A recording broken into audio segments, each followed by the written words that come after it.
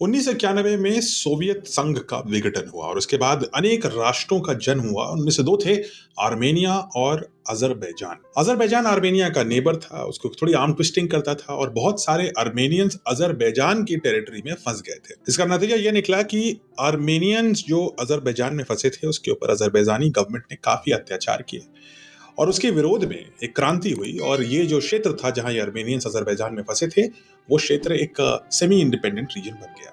लेकिन इसके बाद अजरबैजान ने एक बहुत ही भारी मिलिट्री कार्रवाई, जिसमें पाकिस्तान ने उसका पूरा समर्थन दिया, करके इन आर्मेनियंस के ऊपर और अत्याचार किया और फाइनली इनको दबाव में डाल करके फोर्स किया कि वो अजरबैजान के अंदर ही बने रहे। इसके बाद से आर्मेनिया और अजरबैजान के बीच में एक लगातार कॉन्फ्लिक्ट और टेंशन की स्थिति बनी है। इस स्थिति में आर्मेनिया की नजर अब भारत की ओर है। ऐसा क्यों?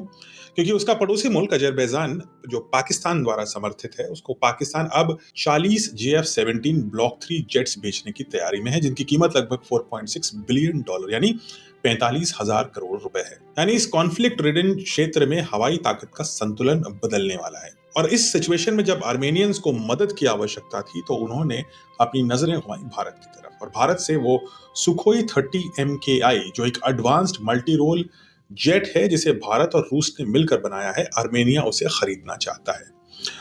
ये सिर्फ एक जेट नहीं है, बल्कि भारत की निर्माण शक्ति और रणनीतिक ताकत का एक बहुत बड़ा प्रमाण है।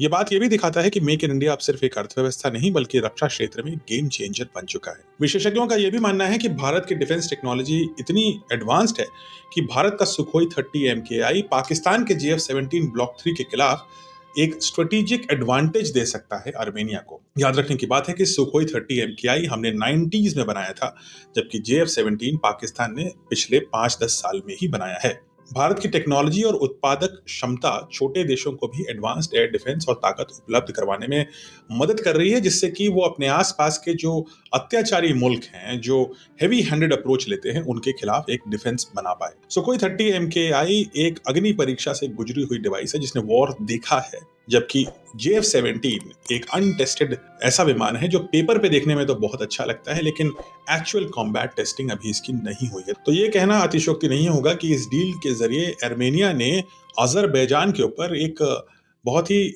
चतुर दांव खेला है और शायद एक कॉम्पिटिटिव एडवांटेज भी बना ली है।